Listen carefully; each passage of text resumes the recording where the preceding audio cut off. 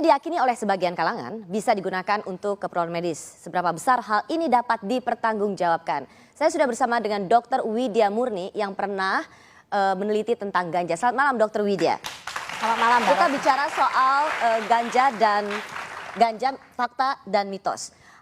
Ini kan dari kata kanabis. Ada hemp, ada marijuana. Anda bisa terangkan kanabis ini ada hempnya, ada marijuananya? Ya Mbak Rosi.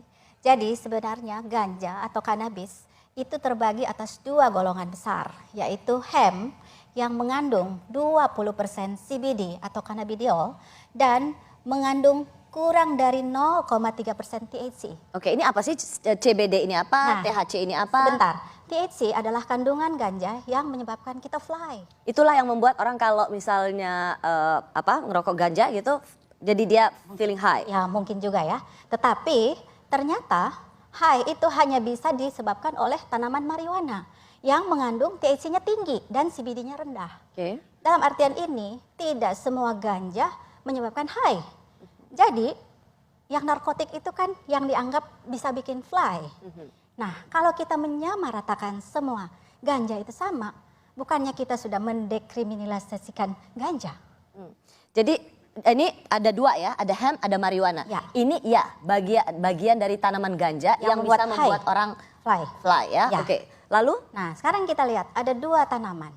Hemp tadi, cannabis sativa, dan marijuana adalah cannabis indica. Nah, kita lihat, kita jabarkan ya. Hemp bisa digunakan untuk ganja medis. Ya, tadi sudah disebutkan bahwa CBD lebih tinggi, THC-nya kurang dari 0,3%. Dan ini banyak digunakan untuk industri. Oke. Dan digunakan sebagai makanan. Anda di sini juga menuliskan bermanfaat. Anda juga di sini meyakini bersifat non psikoaktif, bermanfaat untuk penenang alami, anti kejang, menumbuhkan tulang. Ini semua menurut Anda adalah manfaat dari tanaman ganja, tapi yang jenisnya hemp. Betul. Jadi di sini kalau dilihat ada anti diabetes yang tadi Bapak BNN bilang, anti hipertensi, obat lupus dan semua anti autoimun, anti kanker dan anti nyeri.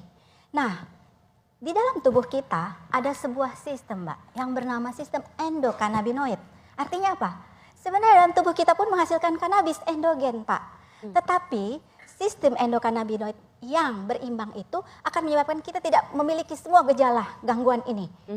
Disitulah penjelasan kenapa kita membutuhkan kanabis untuk menyembuhkan masalah-masalah ini. Tapi yang jenis hemp sekali lagi ya. Dengar dulu, Mbak. maaf. Lebih galak saya. Ini kayak dapat 4 SKS nih. Nah, sekarang tentang marijuana. THC-nya lebih tinggi, antara 5-25%. Dia bisa digunakan untuk ganja rekreasi maupun ganja medis. Apa beda apa itu? Ganja rekreasi, ganja medis? Nah, itulah ganja yang sering disalahgunakan untuk fly gitu mungkin. Itu namanya ganja rekreasi? Ya, itu adalah recreational. Keren juga namanya, ganja tamasya. Ya.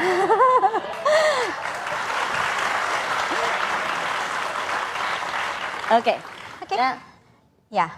Sativa indica. Ya. Sekarang apa sih beda utama dari sativa dan indica? Sativa pohonnya tinggi kurus, daunnya hijau muda. Nah, indica dia bersifat seperti tanaman semak yang lebih pendek gitu. Biasanya sativa digunakan siang hari untuk memberi semangat, energi, anti depresi, merangsang kreativitas, dan bisa melakukan juga relaksasi pikiran. Dan ini digunakan pada malam hari sebagai penenang, anti nyeri. Dan untuk mereka yang sakit kronis, yang sudah tidak mau makan, ini bisa merangsang nafsu makan. Anda melihat ini, Anda kan tidak, menurut Anda kajian ini bisa dipertanggungjawabkan? Pasti. Tapi di Indonesia kan tidak ada penelitian ini. Bagaimana Anda bisa percaya pada penelitian semacam ini? Oke, kita tentunya dengan pertemuan malam ini akan membukakan mata kita. Mari Pak Ketua BNN, kita teliti dulu. Siapa tahu ganja-ganja yang udah dibakar-bakar itu cuma mengandung hemp. Bagaimana Pak? Maksudnya gimana? Saya nggak ngerti, cuma mengandung hemp. Mengandung hemp berarti dia tidak mengandung ganja rekreasi, Mbak. Jadi dia bersifat ganja medis yang bisa digunakan sebagai obat alami dan di Amerika dijual bebas. Gitu. Jadi, nah ini menurut Anda dapat dipertanggungjawabkan? Ya. Ini, jadi karena di dalam tubuh kita ada reseptor CB1 dan CB2, di mana CB1 itu berkaitan dengan otak, semua gejala yang ada dengan gangguan otak, migrain, menekan pertumbuhan tumor, terutama di otak ya, Oke ya. Ini tadi Anda sudah mengatakan ini diteliti di berbagai negara. Supaya saya tidak ingin juga Anda dianggap Anda lagi maaf nih, lagi mempromosikan ganja nih.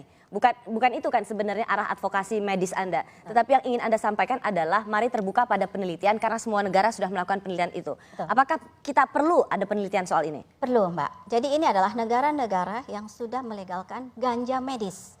Masih ada 3 negara yang belum masuk di sini. Yang terakhir yaitu Thailand, Australia, dan India. Thailand udah dong? Thailand iya, tapi di Oh, di sini tambahannya, Ya, jadi ada Thailand. Ada Thailand, Australia yang masih baru 31 Januari kemarin dilegalkan. Dan India tanggal 1 Februari sudah membuka pelayanan klinik ganja. Termasuk Malaysia katanya juga Malaysia sedang sedang melakukan mempersiapkan penelitian tentang itu. Ya. Dan kami, saya pengurus besar dari Perhimpunan Dokter Umum Indonesia, siap untuk bersinergi untuk melakukan penelitian dengan pihak-pihak terkait untuk membuktikan apa yang saya sebutkan. Oke.